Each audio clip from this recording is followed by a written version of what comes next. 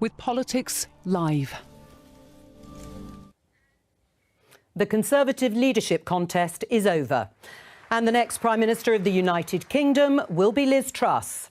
It's Monday, it's 1 o'clock, and we're live in Westminster.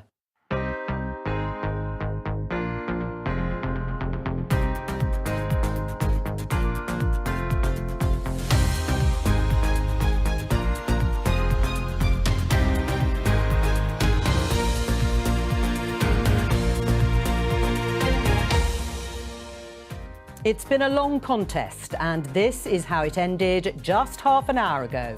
I give notice that Liz Truss is elected as the leader of the Conservative and Unionist Party.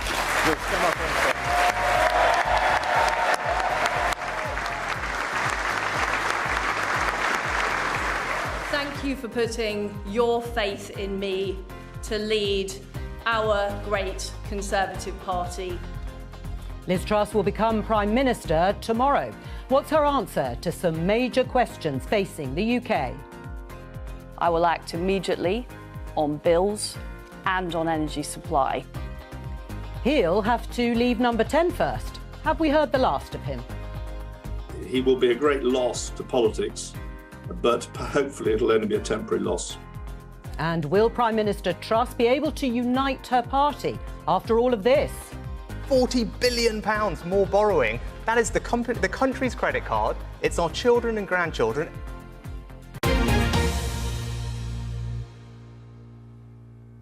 It's been a busy summer and a busy first day back. I'm joined by the economist Gerard Lyons, the Shadow Health Secretary Wes Streeting, Financial Times Whitehall editor Sebastian Payne and Spectator Assistant Editor Isabel Hardman. And we'll bring you all the developments as they happen.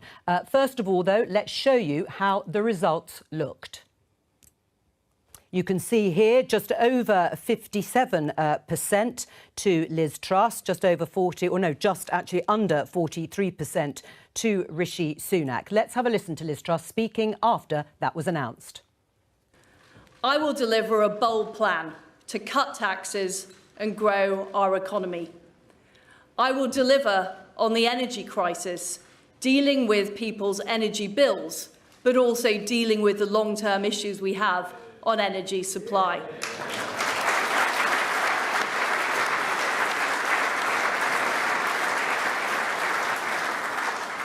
And I will deliver on the National Health Service.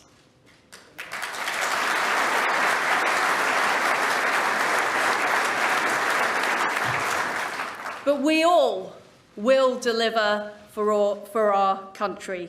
And I will make sure that we use all the fantastic talents of the Conservative Party, our brilliant members of Parliament and peers, our fantastic councillors, our MSs, our MSPs, all of our councillors and activists and members right across our country.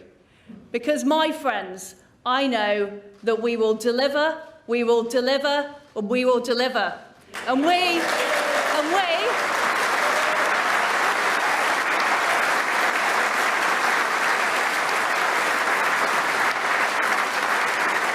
will deliver a great victory for the Conservative Party in 2024. Thank you. Thank you. His victory speech there, just at the QE Centre, round the corner here in Westminster. The result was expected. All the polls had pointed to it. Let's get a first reaction from our guests here in the studio. Gerard Lyons, you're an economist. You worked for Boris Johnson when he was Mayor of London, but you broadly support Liz Truss's plans, particularly for the economy, and that is going to be at the very top of her in-tray in terms of cost of living. But your response to the win? Well, I think it was a positive outcome. As you say, it's good that she's now there. She's highlighted the three issues that she's reiterated throughout the campaign: the economy, the energy crisis and the health system. So I think it's good to finally have her there. The problem has been that this campaign has gone on far too long. It's created too much uncertainty. So I think we should all treat it as a positive, and later this week I would expect her to start unveiling some significant policies. Are you treating it as a positive that we have a result, Wes? Well, firstly, I think it's unforgivable that despite the fact there has been a Prime Minister and a Cabinet all summer, we've seen complete paralysis in inaction, whether on the cost of living crisis and people's rising energy bills, the crisis in the NHS, which I think we've seen on our television screens, has been worse than the depths of winter crises in the height of summer. So that bodes really ill. And to top it off, whether it was her interview yesterday with Laura Kuenssberg or that frankly very strange speech she gave just then, there's no sense of any answers coming from her. So how is she going to grip the cost of living crisis? What's her answer to that? You can't just say, I will deliver for the NHS. Deliver what? When? How? How urgently? I think that the Conservative Party has taken the country for granted all summer, behaving as if they're not currently in power and if they've been powerless to do anything to affect people's lives. And worse still, pretending that somehow the mess that Liz Truss inherits has been someone else's fault, as if someone else has been in government for the last 12 years. We're going to hear from a Liz Truss supporter and Conservative MP who may be able to answer some of the questions you've just posed, but no doubt we will hear some of the detail over the next few days. It has really been a long, hot political summer. Seb, do you think that Liz Truss has a stronger mandate as she would like to deal with these critically important issues? Well, 57% is 14 points ahead of her rival Rishi Sunak, so it's fairly emphatic, but not quite as much as I think Liz Truss's campaign would have liked or have privately hoped for. Now, if we go back to 2019, Boris Johnson won with 2/3 of the vote, 66% against Jeremy Hunt, and that gave him the authority to reshape the cabinet and take a different policy agenda. Liz Truss, it's still fairly clear, but it's not quite as strong as maybe she would like to have hoped, and this creates the whole problem about her leadership, that, you know, she doesn't have the majority of Conservative MPs behind her. She does have a majority of Tory party members, but if she's going to pursue this new radical economic strategy we've been hearing about over the summer, is there going to be the mandate to do that? And I think Tory party management, particularly among MPs, is going to be a major feature of the Truss premiership, because of the fact there's going to be a lot of MPs who supported Rishi Sunak, who supported Penny Mordaunt. Don't forget, Liz Truss came third in that final ballot, just up until the final ballot of MPs there. So keeping everybody happy when you've only got 57%, it's going to be a bit tricky. Isabel, I'm going to get a reaction from you just as we see the pictures outside number 10 Downing Street. You can see journalists gathered out there. They've been out there, of course, all morning, even though the action in terms of the result was about 5 minutes around the corner. Oh, there's Larry, the Downing Street cat, showing absolutely zero interest in what's going on. Can you take us through the sort of choreography over the next sort of 24, 36 hours? Because, of course, Liz Truss is not going to formally be asked to put together a government until tomorrow, when both she and Boris Johnson go to Balmoral to see the Queen. Yes, so they're travelling on separate planes for security reasons. Boris Johnson will see the Queen and give his formal resignation. And then Liz Truss will go in to see the Queen, and there will be the formal invitation to form a government from the Queen. And then she will fly back to London, where her reshuffle, which she has already largely planned out with some notable issues, will then start to take place. And I mentioned notable issues because there are a number of people who backed her thinking they'd got one job. I mean, I think at one stage there were probably about 10 people who thought they were going to be Chancellor, but that has narrowed down now to just Kwasi Kwarteng. But there are other people who would like bigger jobs than they're likely to be offered. So Ian Duncan-Smith, for instance, is known to not be particularly happy that he's not going to be getting a delivery department and is instead possibly headed for Leader of the House, which is a sort of often regarded as a semi-retirement position in politics. We're going to talk about some of those appointments that will be made and announced, no doubt, some point tomorrow into Wednesday. But I said we would talk to one of Liz Truss's supporters throughout the campaign, Michelle Donnellan.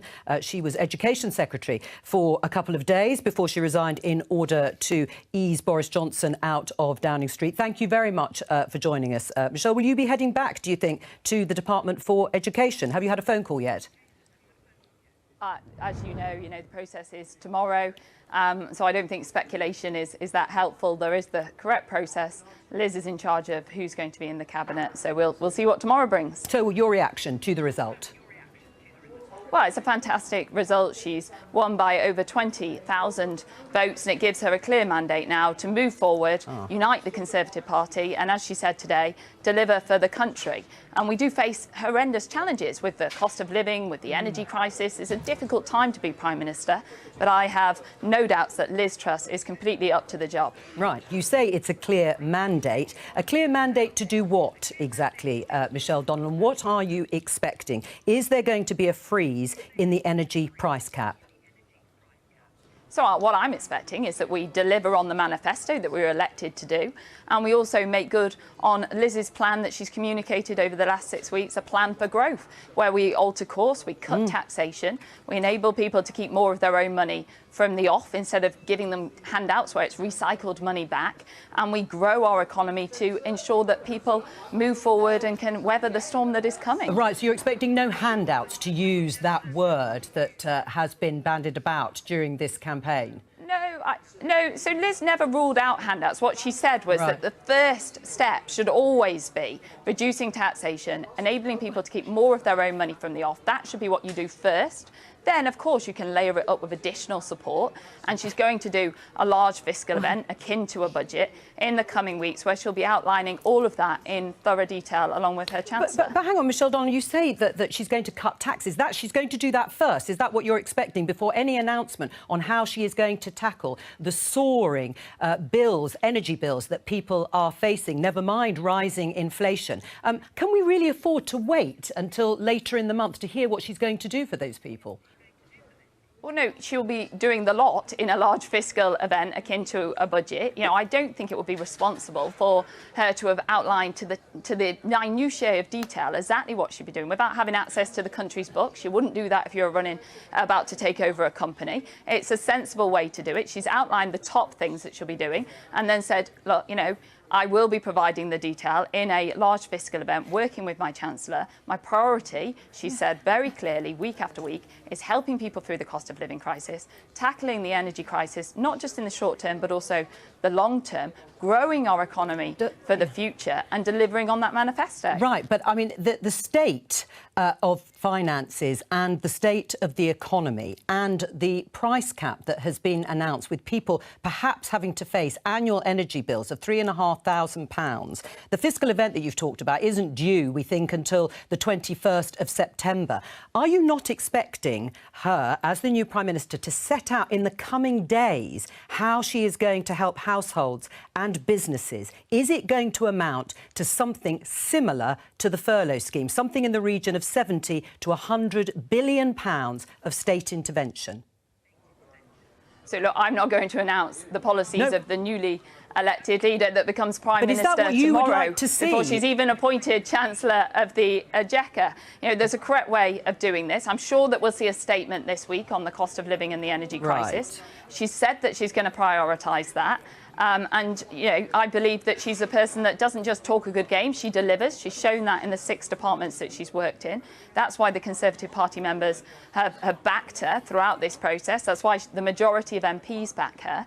And she's going to reunite the party, move forward and deliver for the country and help constituents, including my own, in Wiltshire. Right. Well, a lot of people will say, actually, the party is split in terms of the number of MPs who supported her, certainly from the beginning and the outset. How serious do you think the situation is, Michelle Donelan, when it comes to the energy crisis? Are people being too alarmist about it? Oh, absolutely not. I mean, it is extremely serious. Nobody is underestimating it that I've heard. I've been out canvassing this summer in my constituency, and time after time again, you know, people are genuinely worried about this. People of all different types of financial income, and that's why it's important that we're helping everybody. That's why it's important that people are keeping more of their own money, and that's why it's important that we are then for reducing taxation. But of course, there will need to be more support on top of that, and we will see that in the coming weeks as the priority. Do you see it on a scale as the pandemic in terms of furlough? So I don't think it's helpful to start comparing one crisis to another. No. I don't think there's anybody that's out there saying that this should be underestimated, or that this isn't worrying people or affecting their daily lives, or going to impact them as we progress into winter. You know, this has to be taken extremely seriously. It will affect everybody, as I just said a moment ago, of all incomes. That's why we will be helping them. I mean, if it's going to be taken really seriously, why did Liz Truss say yesterday, when she was asked about it on the BBC, that we shouldn't be predicting an Armageddon scenario? Well, we certainly shouldn't. Armageddon means the end of the world, so we shouldn't be predicting an Armageddon scenario. I think that's quite a sensible comment to make. But what I'm trying to get from you, Michelle, is where are you? Where is Liz Truss, Prime Minister Liz Truss, going to be in terms of tackling what many people think could become, if not the end of the world, but could become a real emergency?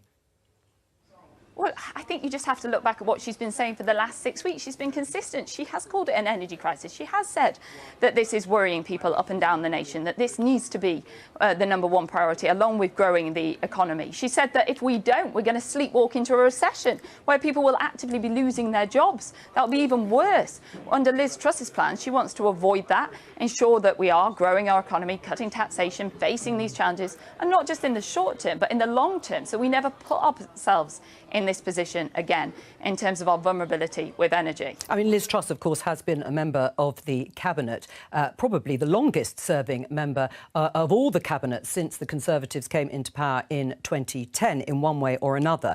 And it's been a very brutal campaign between Rishi Sunak and Liz Truss. How do you think she's going to be able to put the party back together again when Rishi Sunak called the sorts of cuts in taxes that you have just outlined and support as immoral? He said her economic agenda was a fairy tale. Well, look, you know, during a campaign, people will always criticise the opponent's policies. It's more than ran a very positive criticising. campaign. Look, Liz ran a very positive campaign. As I said before, she now has the majority of MPs backing her from all regions of the country. And there is a great desire to now reunite. Divided parties don't win elections. Divided parties don't deliver on manifestos. Divided parties don't do well in crisis. And we know that. And we are all determined to get back together, focus on the needs of the British public and move forward. Well, that is true. Divided parties don't tend to win elections. What will Liz Truss, what should she do to reach out to those MPs, including Rishi Sunak, so that she can put the party, as you put it, back together again? Well, she already said in her acceptance speech that she would be utilising the talents across the entire party. We've seen people defect to her during this campaign, in fact. And I'm confident that they will rally behind her in the coming days and we will move forward as a party together. Michelle Donlan, thank you very much for joining us, Liz Truss supporter. Is that what's going to happen, Isabel, that everyone is going to come together harmoniously under a Liz Truss premiership after the campaign that we have witnessed over the last 8 weeks? I mean, the Tory party is not like that in the best of times anyway, in fairness. It's more like a sort of bunch of 14-year-olds at a disco who are sort of desperate for, you know, whoever the PM of the day is to look at them. And I think party management is always going to be hard for a Prime Minister, but it is particularly hard for Liz Truss, given lower support amongst MPs, given the sort of low margin by which she beat Rishi Sunak.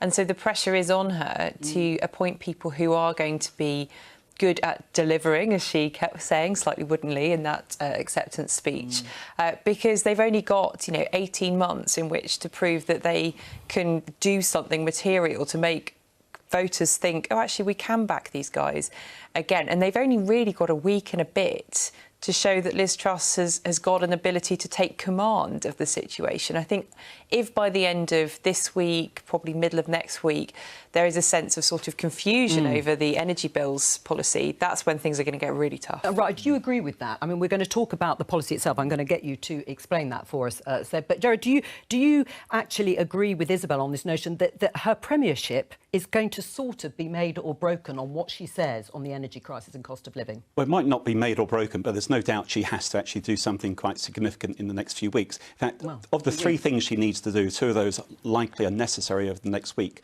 One is you've touched on the energy front. The good news is that they will be doing something. Question is how they actually do it. The second thing this week is the whole issue linked to inflation. And the third issue, which we'll have to wait till either the 14th or 21st, this so-called fiscal statement, is the whole fiscal policy, where, quite frankly, Rishi Sunak's comments in the campaign I thought were quite outrageous, actually. Do you? Particularly as he was previously a chancellor only 2 months ago. On the fiscal front, we actually have a lot more room for manoeuvre. And it's quite important that if we were to continue with the tax hikes that have been implemented or planned in the last 2 years, and we're the only G7 country to raise taxes into a global downturn, if those tax increases were allowed to go ahead, then we would have a deep recession. So what she needs to do on the fiscal front is to not only create the space to address the energy crisis, she needs to actually start to be doing things on the fiscal front, which I think she will do, to hopefully prevent a recession, but ideally, at the worst case, make sure it's short-lived and as shallow as possible. Right. Well, do you agree with that, Wes? Because, of course, the Labour Party has been at pains to say that the tax burden has been way too high. You called for those national insurance increases. Well, you called for them not to go ahead. So presumably you agree with what Gerard's just said. Well, the reason we have a high tax economy is because we have a low growth economy, and that's a direct result of the economic policies we've seen for the last 12 years, and the Conservatives have to accept responsibility for that. I think the big problem for Liz Truss is she's created so many hostages to fortune this summer because she's been talking entirely, exclusively to the Conservative Party membership and not to the country. She's promised spending increases and tax cuts. And let's be clear about this. If a Labour politician had been saying the things that she's been saying all summer, we had been hauled over the hot coals, and every Conservative in the land would be saying Labour can't be trusted with the economy. But here's the kind of crux of it. Everything that we have been saying has been costed, and we've explained how we would pay for it, because that's how politics works. There are only two questions you have to ask on any policy: who benefits and who pays? And on the cost of living crisis, who benefits? Everyone in the country, with particular help for the most disadvantaged, but everyone would benefit. Who would pay? The oil and gas companies. So Liz Truss doesn't have to spend lots of time asking civil servants what to do. There is a fully costed, well-argued, well supported by the public policy, and she's welcome to take it because people would benefit across the country. On that first point by Wes Streeting, Gerard Lyons, it's true. Liz Truss has been talking to a tiny number of people out in the country, the Conservative Party members, and that's who she has pitched to. Is she going to change now? But, OK, let's put it in perspective. She was the only cabinet minister, or the first cabinet minister, actually to stand up and oppose the national insurance tax increase. And I think what she actually said at that time is relevant for now. She was making the point that you have a lot more room for fiscal manoeuvre. And as she said during the last few weeks, fiscal action is now necessary, it's affordable, and it's not inflationary. So I'm not here to defend the politics, but in terms of the economics, what I think is quite interesting, and it comes back to Wes's point, which he's quite right on, that we have high taxes, not just because we're a low growth economy, but the choices that have been made in Whitehall. All right. For the last actually since the 2008 financial crisis, the view has been trend growth is low, more of the budget deficit is structural. That's why the Treasury 10 years ago said austerity was necessary. That's why they've said now tax increases are necessary. You need to turn that on the head. It's like being in a hole and digging deeper. And she's going to go for growth, which is the real positive. But after 12 years, this is like asking the arsonist to put out the fire, isn't it? You know, they've stored up all these problems, and now they want to say, oh, don't worry, the fire brigade's here. We're going to come back. We're going to come back to the issue of taxation, and also your point about whether, as you say, and Kwasi Kwarteng, whom we widely expect to be the next Chancellor, he's written today in the Financial Times to say that actually he would also say that we can afford more borrowing. But before we do, let's have a look at these headlines. In the Times, first of all, Truss team hold talks on freezing energy bills. In The Telegraph, similar headline, Truss could freeze bills to avoid energy Armageddon. Is that what is going to happen, despite the fact, well, she wouldn't rule it out yesterday, but she hasn't said she would do this? Well, up until now, Liz Truss has ruled nothing out and ruled nothing in, so we could just be sticking our fingers in the air at this moment. But the indications do suggest this is where we're heading, and there was a meeting a couple of weeks ago between some of the big energy companies and Kwasi Kwarteng and Jacob Rees-Mogg, which again is an indication of the roles they're going to take up in the Truss government. We're expecting Kwasi Kwarteng to be Chancellor and Jacob Rees-Mogg to be Business Secretary. And this proposal essentially is the government would provide state-backed loans to allow them to freeze energy bills that would then be paid back in the long term in the future based on, obviously, the excess profit. Again, it's not entirely dissimilar to what an idea Labour put forward a couple of weeks ago. And, of course, obviously, Labour proposed a windfall tax and Rishi Sunak did the windfall tax, and Labour proposed the freeze, and that's what Liz Truss looks like she's going to do. And she's obviously going to try and combine that with the sort of things Gerard's been talking about in terms of taxes. But the issue with all this is does it add up? And I think that's why Kwasi Kwarteng's article in the FT this morning is very important, because he's trying to say to financial markets, don't worry too much. He said there is going to be what they call fiscal loosening, which means borrowing more money to pay for all this, but they are going to be fiscally neutral. And I think the thing I will be watching out for is there going to be a spending review at some point? Because if Liz Truss is going to propose this big freezing of bills plus tax reductions, there's going to have some government spending. And then where does that money come from? What are you going to cut? And is that, again, going to make life even more difficult for the public sector? So at the moment, it's sort of like, we're going to do everything, but you can't do everything. And those hard choices are exactly what she's going to face tomorrow evening. Well, reality is going to hit fairly soon in all sorts of ways. But, Isabel, until it does, what sort of scale are we talking about? Because people have mooted these figures, something between 60 and 100 billion pounds. That's big if it's going up to 100 billion pounds. Of course, I think the total cost of COVID was more in the region of 350 billion, but furlough was probably around that 60, 70 billion. Is that what you understand the figures to be? Yeah, look, I think the window that we always talk about in politics has moved, and this was something that Rishi Sunak was quite upset by, because he wanted to move it back to people not thinking that the government has to or should step in every time there is a crisis. And so actually, you know, when Keir Starmer made his proposal on freezing energy bills over the summer, I just remember the reaction back in 2013 to Ed Miliband's energy price cap, and how he was written up as dangerous, and, you know, all these sort of quite threatening connotations. Everything has changed because of the pandemic, and actually those big policies are now considered what government should be doing for right or wrong. Right. I think in terms of sort of reality hitting, I mean, I was talking to a Conservative MP recently who said the proverbial is about to hit the fan, but we can't afford to turn the fan on. And I think that's the sort of, that's the kind of awful dynamic that we're going to have this winter, where it's just going to be very, very difficult to confront reality and then to work out what feasibly can be done to deal with it, because these sums are stratospheric in terms of energy bills. And then you get onto the NHS and the pressures that health service is facing. I mean, no one would envy her, really, in that position, would they, Seb? No, and I just want to follow up on something Isabel said, which is that we're talking £100 billion. That's just for this winter. And, you know, this problem is not going away, that we're not suddenly going to get to next year and Vladimir Putin's going to turn the gas back on and prices will come back down. Every indication is this is a medium-term problem. And it's very notable when Liz Truss talks about the energy crisis, she's talking about getting through this winter, and then also longer-term energy security. But, you know, Boris Johnson was talking about building nuclear power plants, which is going to take 10, 15 years. So I think she's got to look at something much more immediate, because otherwise, we cannot as a country afford to be spending £100 billion every quarter, every 6 months to keep energy bills low. There needs to be some serious reform there. And again, very hard choices to be made. All right, well, let's park that just for the moment. Because Rishi Sunak, who has just lost the contest, has tweeted, "Thank you to everyone who voted for me in this campaign. I've said throughout that the Conservatives are one family, even if it didn't look like it over the summer. It's right we now unite behind the new Prime Minister, Liz Truss, as she steers the country through difficult times." We're going to be talking to one of Rishi Sunak's supporters a little later on in the programme. But your response to that, Seb? I think, look, Rishi Sunak clearly wants just everything to calm down right now, and also, I think, trying to rally his supporters, because he had the largest public number of MPs before this contest began, and I think he's aware that they're going to have to try and get behind Liz Truss if the whole thing's not going to get very difficult. But, it's what you'd expect from a losing candidate. Will it work? Well, also, he can say one thing, but the people around him can do something else. Very and that's true. Largely what happened in the campaign, was that he came across as very nice and personable. And this is the case for Liz Truss's campaign as well, and then sent the sort of acolytes out onto the media to go against somebody else. Right, and are you in forgiveness mode? Gerard, you said it was outrageous what Rishi Sunak said about her economic plans. Well, it's good that what he said there.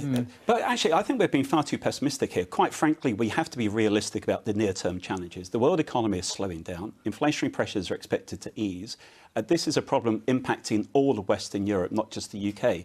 But on the positive side... On the inflation side, we are one of the highest in Europe. Well, Western Europe probably could be all in the same boat, actually. But technically, we will be higher. But I don't think we can sort of get too worked up about that. The problem is the... You may be able to say that. It's a real problem for us. It's a real problem for Germany. Producer prices are rising even more in Germany than here. But the reality is that the jobs market is really good. That's really a positive.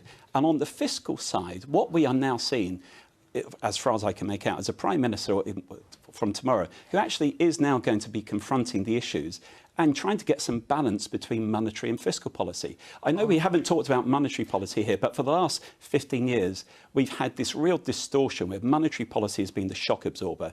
It's led to asset price inflation, markets not pricing for risk, and it's allowed the pickup in inflation to take place. So no one's underestimating the challenge, but we do need a sense of realism. But at the same time, it's not as bad as you're suggesting. And if we actually start to address the problems Well, obviously, if we start to address the problems, we'll have to wait and see. But in the meantime, lots of people don't really know that much about Liz Truss yet.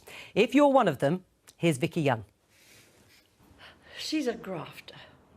She means what she says, she knows what she wants, and she gets it. These are some of Liz Truss's most supportive friends. Activists in her Norfolk constituency have nothing but praise for their MP, the next Prime Minister. The job is so important to her, getting done what she wants to get done. There's no airs and graces about Liz. She's just, as you see, she's got the skin of a rhinoceros when it comes to putting up with people having a go at her, I assure you. Several times over the years, colleagues have predicted that Liz Truss's career was on a downward path, that she'd soon be spending more time here in Norfolk than in Westminster. But friends say she's always been underestimated, and her survival is evidence of a clever politician with a steely determination. Her political journey has taken her from a family she describes as left-wing, where she joined her parents in the campaign for unilateral nuclear disarmament, to Oxford University, where she was a Liberal Democrat and took to the conference stage to argue in favour of abolishing the monarchy. We Liberal Democrats believe in opportunity for all. We believe in fairness and common sense. After graduating, she joined the Conservatives, worked as an accountant and was selected to fight the safe Tory seat of South West Norfolk. But her political career was almost derailed when news emerged of an affair with an MP. She fought off attempts to oust her and was elected to Parliament in 2010. She was quickly promoted first to Education Minister. Those who worked with her back then say she was always across the detail. One of the things that successful teams need is someone who really believes in an idea, and Liz really believes in a lot of very big ideas. When I worked for her, we called her the Minister for Maths, and this was a real focal point. She can create a team through her beliefs, through her passion, through her evangelism for important ideas. Her first cabinet job was Environment Secretary. It was obvious, though, that some work would be needed on her presentational skills. We import 2/3 of our cheese. That is a disgrace. Liz. When the Brexit referendum was called, she campaigned to stay in the EU, something she later said was wrong. Nicola Horlick, a Liberal Democrat, was part of that Remain team. For somebody to say, you know, I had this conviction about one thing and the next day, actually, I was wrong about that and I've now got a different conviction. When it seems that that's just about getting power, that really concerns me. You don't agree with Liz Truss on lots of things. Do you think she's got any qualities that would make her a decent Prime Minister? You've got this person who's very disciplined, very well organised, but is lacking on the communication and charisma side. But friends say she does know how to get her message across, and her Instagram posts show her playful side. Ruder colleagues think her love of a photo opportunity betrays a superficiality. She was certainly mocked for this regal pose last Christmas. Her promotion to Foreign Secretary has given her a global platform. Some think there are less than subtle echoes of Margaret Thatcher, a comparison she loves. Liz Truss will be Britain's third female Prime Minister. Life for her, her husband and 2 daughters is about to change, and no one's underestimating the challenges that lie ahead. Vicky Young, BBC News, Westminster. So, Vicky Young there with an outline of Liz Truss. Labour's response. What should be the strategy, Wes Streeting, from Keir Starmer in terms of dealing with Liz Truss? Well, I think we have to continue to demonstrate that when it comes to sharing the priorities of the British people, having answers to their concerns and being a serious, credible alternative to the Conservatives, that when voters go to the ballot box, they see another 4 or 5 years as a Conservative government as a bigger risk than choosing change with Labour. And I think across a whole range of issues, we've demonstrated that we're more serious, we're more thoughtful, and that we're not going to make promises we can't keep, which I think is probably going to be, in addition to the in-tray that she's got, the biggest challenge for Liz Truss is going to be all of these hostages to fortune she's created over the summer by making all sorts of promises to Conservative members without thinking at all about what's right for the country. So there's not going to be a change, if you like, in approach to the way Keir Starmer dealt with Boris Johnson as Prime Minister. As you say, a serious contender, a thoughtful contender in the way that you have presented it. But Liz Truss is not Boris Johnson. She will be different. She will try and present herself as change, and when you look at kind of the reinvention that Liz Truss has undergone, from Remainer to being championed by Brexiteers, from the Liberal Democrat we saw in the VT to now being a true blue Conservative governing as a Conservative, she might well try and present herself as change. But really, after 12 years of Conservative government, with the prospectus she's offering, can that really answer the call of change that the country is crying out for? I'm not convinced by that. I also think that she went into this contest presenting herself as the loyalist Johnson torchbearer. So I think, again, when it comes to standards in public life, when it comes to the conduct of government, how can she present herself as a candidate for change? It is interesting, that contradiction, isn't it, that Wes Streeting is right. She has very much played on her loyalty to Boris Johnson. We heard it in her speech as she was announced the new leader of the Conservative Party, and praised Boris Johnson. And yet she is going to be different, or wants to be different. How is she going to pull that off? I think that's the tightrope, because in this contest, her policy platform has been very true blue. It's what the Conservative Party wants to hear, and that's why she won 57% of the vote there. But it's not the 2019 manifesto. It's not about what Boris Johnson was promising, at least in terms of the economy. His whole agenda was about tackling inequality through the Levelling Up programme. But then you heard on her interview yesterday on the BBC, she's not actually interested in inequality. She's interested in more growth and trying to get the economy bigger. So this is why all these comparisons are made to Margaret Thatcher, because that was really the core of her agenda in the latter years of her premiership. So that's where the difference lies. But of course, the question is, how is that going to play with the country? And obviously, we've got a good while to the next election, 18 months or so. Could be 2 years. But at that point, we'll have to see, can she balance those things off? Because it might make the Conservative Party feel good, but will it make the voters feel good who voted for Johnson in 2019? I think there's something quite interesting in the way Wes talked about the Labour Party's pitch. And I'm not necessarily saying this as an insult, but it sounded to me as though you were saying that the British people would quite like a party that's a bit boring. I mean, everything you sort of said about we're serious, you know, we don't rush policies, and actually we're going to be less of a risk than the Conservatives at the next election. Given that Truss can be quite erratic at times, I think we've seen that during her campaign with various U-turns, and also just from sort of anecdotes from colleagues who very much support her but think she can be a bit random at times. But perhaps boring is good. Are you going to own boring?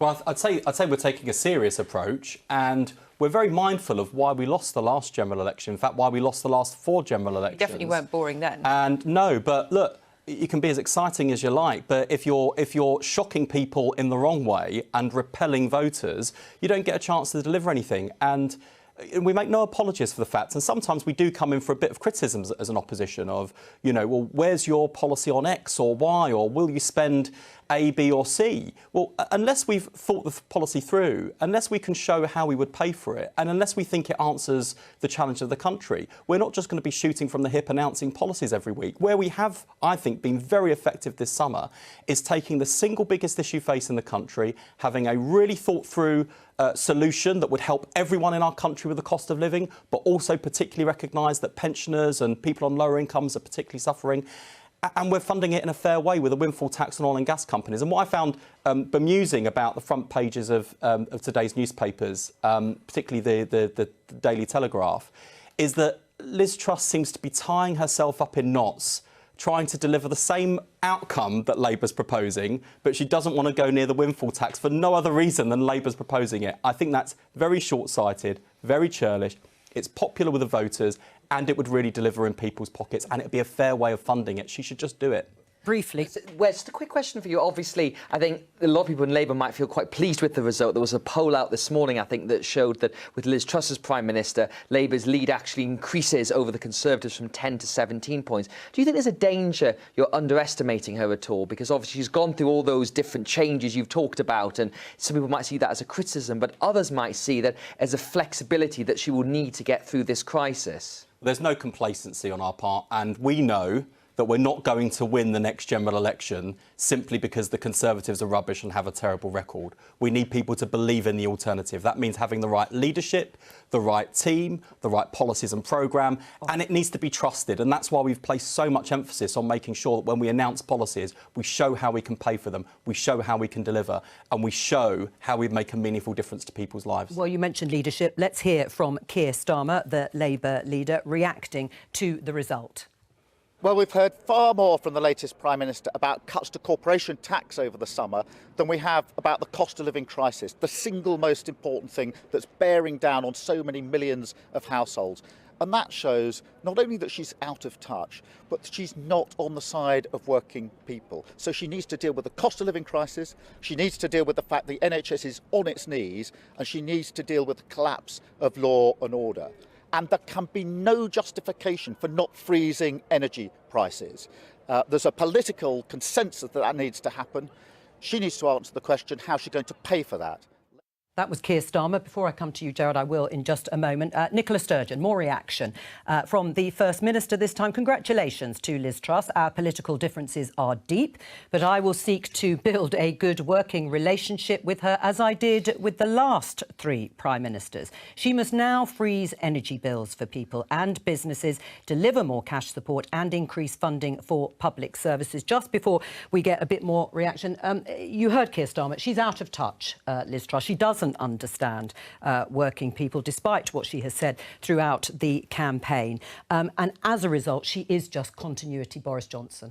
Well, she's going to be judged by her actions. I don't think there's anything continuity about it. The one continuity with Boris Johnson is her positive longer-term vision. But the difference with Boris Johnson is she really goes into the detail about what needs to be done now. So I think... Except for saying whether energy bills should be frozen at this point. Well, they've got a choice of two things. One is a... What do you think she should do? Well, the choice is a continuation of where we've been so far this year.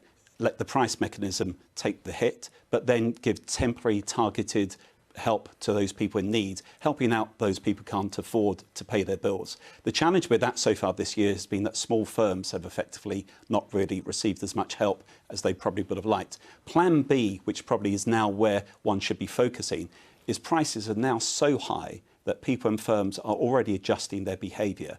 Prices are now so dislocated, war-type situation. Right. Therefore, there's a strong argument to go in and cap prices.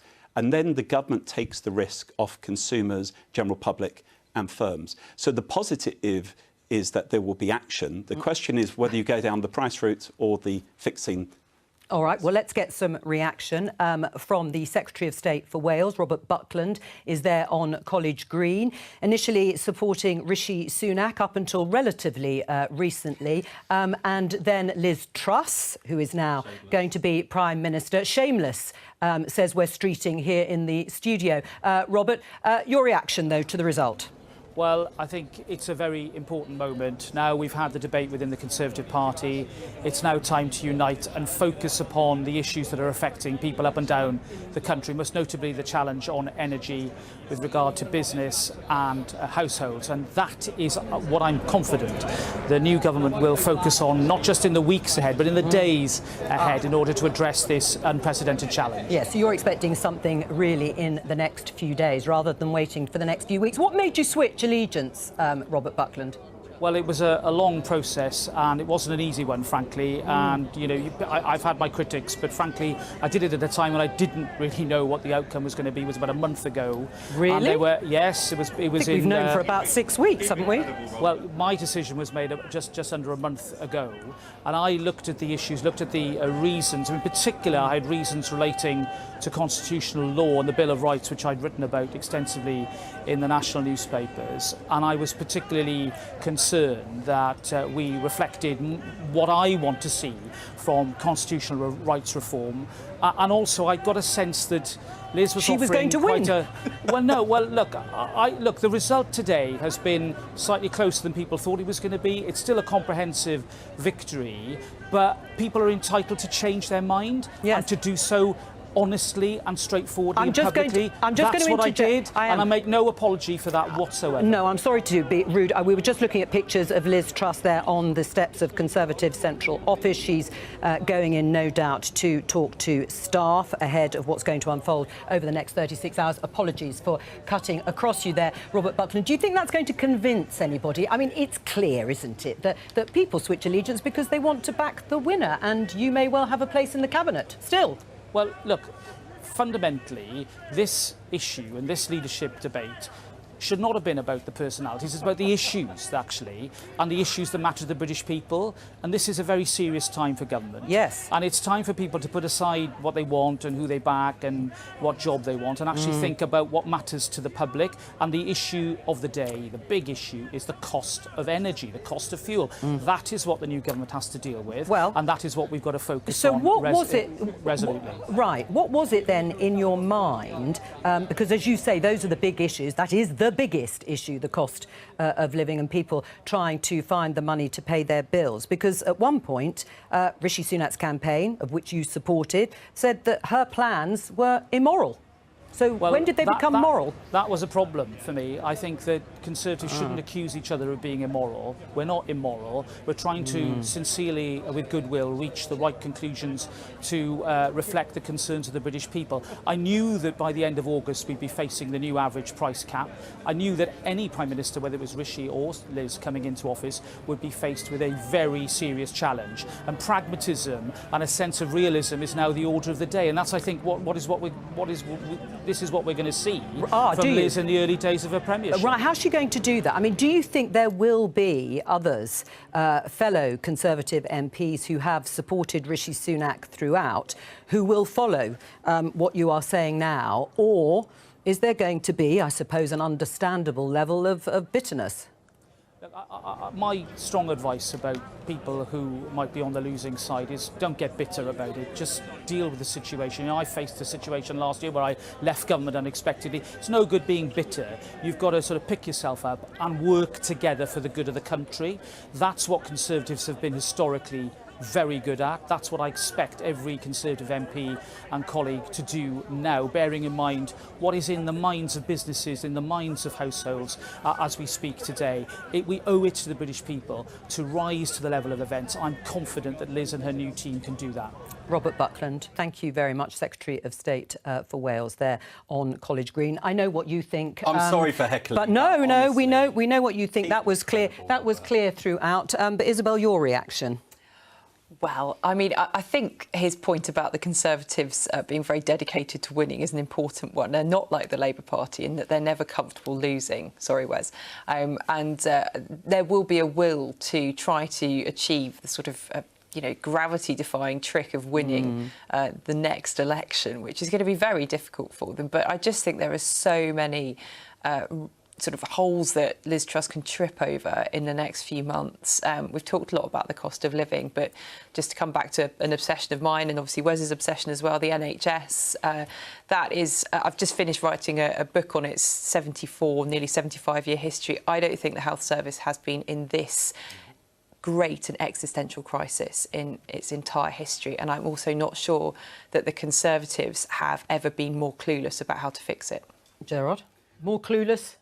Well, I was going to put in another additional issue, but in terms of health, Conservative approach will probably be that in terms of the NHS, they've actually provided lots of money to it, and it's about public sector reform. But the issue raised earlier on was about indexation of public services generally. Higher inflation has given the Treasury windfall boost on revenues, but it will actually pose questions about departmental budgets, about benefits. They're going to be cut, aren't they? Well, benefits were not. Well, lots of these things probably don't have time to be addressed in September. The budget will either have to be fully before the end of the year, if it's called the spring statement in 3 weeks, or there will have to be an early budget in March next year. They will be addressed then. What I was going to say is the bigger issue, things that are outside of Downing Street's control sometimes, and that's namely in terms of the financial markets. The last few weeks, we've seen a strong dollar across the board. The pound has weakened.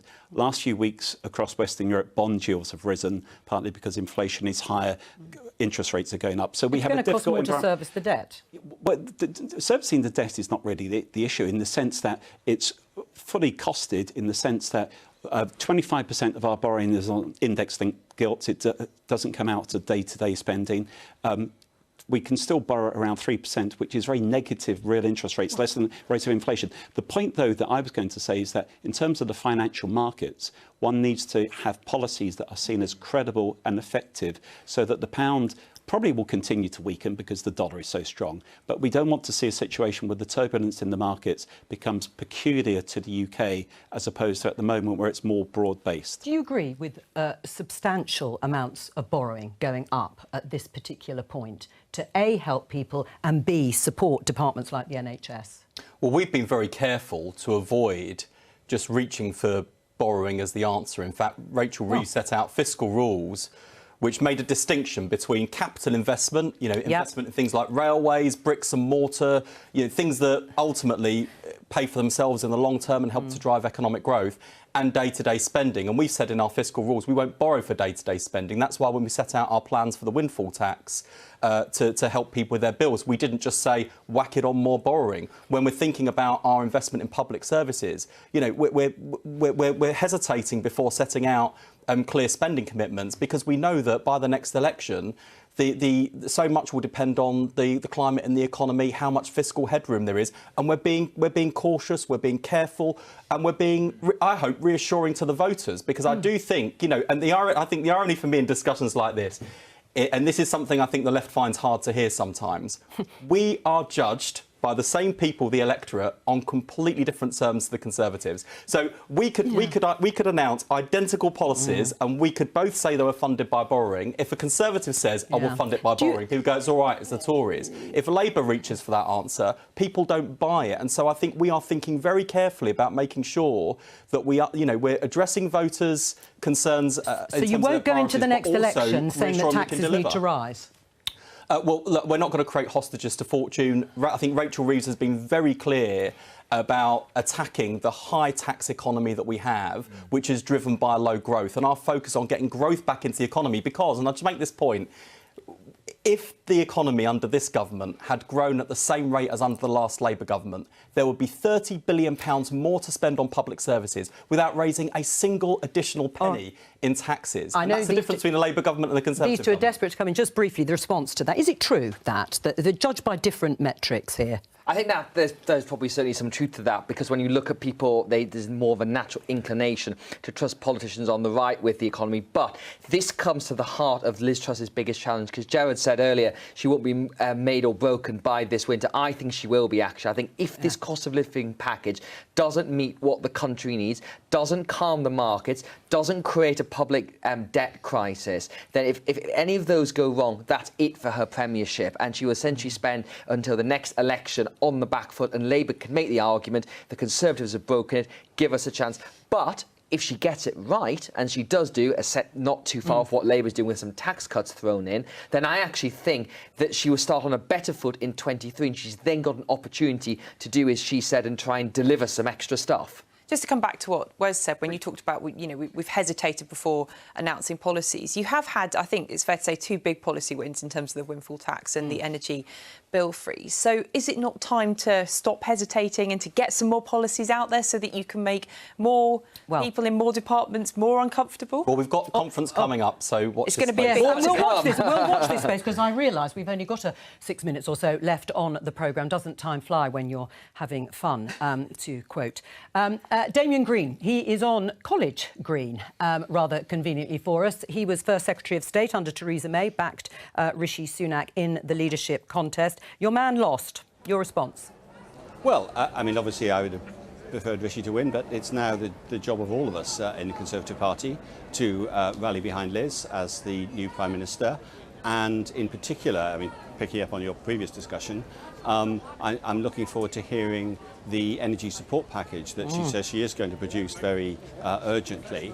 And I think that's exactly the right thing to do. I think the country needs it. And so that will be the first big announcement. And I agree that it's very, very important to hit the ground running. Right. Obviously, Rishi Sunak and Liz Truss clashed throughout in terms of the response economically to the crisis. Do you think Liz Truss's plans to cut tax are immoral?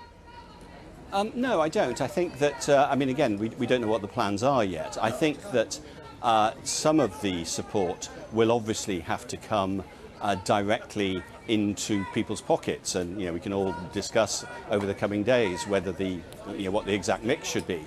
But I think part of that needs to be a significant part of the response. But having some tax cuts as another part of the response is perfectly sensible. Right. Do you think they're fair? The policies that she has suggested in terms of cutting taxes for all, which would benefit those higher up the income scale, or not? Well, they can be, and I suspect they will be, because they'll be part of a wider package. And what I will, and more importantly, actually, the people of this country who are worried about their bills will judge them on, is the overall package, the balance between the direct support, perhaps particularly targeted on those who need it most, and tax cuts that may well be welcomed by the whole population. Right. I mean, I'm using some of these words because these were obviously some of the things that Rishi Sunak said throughout the campaign. I mean, can you now so easily stand there within an hour or so of Liz Truss being announced as the next Conservative leader and Prime Minister of the country, just forget about the fact that you agreed with the sentiment that borrowing your way out of this was going to cause destitution for future generations? Well, I think that we've had an election campaign. In all election campaigns, tough things are said. Sure. But did you mean them, or did you not at the time? I mean, I haven't said any of that. I supported Tom Tugendhat and then Penny Mordaunt and then Rishi. But is her economic plan a fairy tale? But I think that and I'm conscious you're using all of Rishi's words. Well, but what I care about is what will happen now she's Prime Minister, and what she said this morning is that she's going to concentrate on delivery. She said that within a few days we will have the outlines of the support package. And I think it's sensible for everyone to judge her and judge the new government on what's in that support package. That's actually what matters to people in their real lives. Right, Damien, I mean, she won, obviously, the majority of party members, but not the parliamentary party. The last person to be elected leader of the Conservative Party in that situation was Ian Duncan Smith. Does it bode well? Well, I think it's a completely different situation because Ian was leader of the opposition and Liz is Prime Minister. So therefore, she has the government machine at her disposal. She is facing a hell of an in-tray. I think everyone across the political spectrum agrees that as Prime Minister, she is facing a very difficult set of circumstances. And what she said today is the perfectly sensible point that she will crack on straight away at dealing with them. And that's what will decide the success of her Prime Ministership. Damien Green, thank you very much for joining us today. Let's talk about Boris Johnson. He hasn't left number 10 yet. Gerard Lyons, are you disappointed by the fact that maybe he won't be involved in frontline politics again, or are you hoping he'll take a big back seat? I have a neutral view on both of those. In terms of his record the last few years, as was mentioned quite often this morning on the radio and probably across the road at QE2 Centre, positive on Brexit, positive on the vaccine, positive on Ukraine. They're all positives. So, but we all know the reasons why he's left. I would tend to prefer to actually move on and come back to some of the points we were talking about Liz Truss, actually, and say it's positive that at least the vision of Boris Johnson is there, but is now probably more achievable because we've got clear economic plans to go with it. Is he going to take a back seat? No. He's always going to be in the front line in one way or another, whether it's, you know, on the green bench of the House of Commons or on speaking tours or quiz shows or whatever. He's just not somebody who, you know, is going to retire to the library and write think tank pamphlets. It's not going to happen, and that's not how he's going to earn money. So, yeah, but don't forget, she's not just got him on the backbenches. She's also got Rishi Sunak currently, and also Theresa May. Right. So she's got quite a lot of people sort of lined up who, you know, Theresa May used to criticise Boris Johnson quite sort of politely and acidically. She'd get up and ask a short and quite damning question and sit down again in the House of Commons. I suspect Boris Johnson might get a little bit more attention for his. Definitely, and I think Boris Johnson's been going around telling his friends he wants to put some hay in the attic, aka sort out his personal financial situation. And as we report in the FT today, he may well be heading out to the US earning $250,000 per speech from various Midwestern universities you've never heard of. He will also write his memoirs. He may return to newspapers, but I think certainly we've not heard the last of him for a long time. And we haven't mentioned the Privileges Committee. We'll have to deal with that tomorrow. But that's all for today. Thank you very much to all of you, my guests today. I'll be back tomorrow at 12:15 on BBC Two and on the iPlayer. Bye.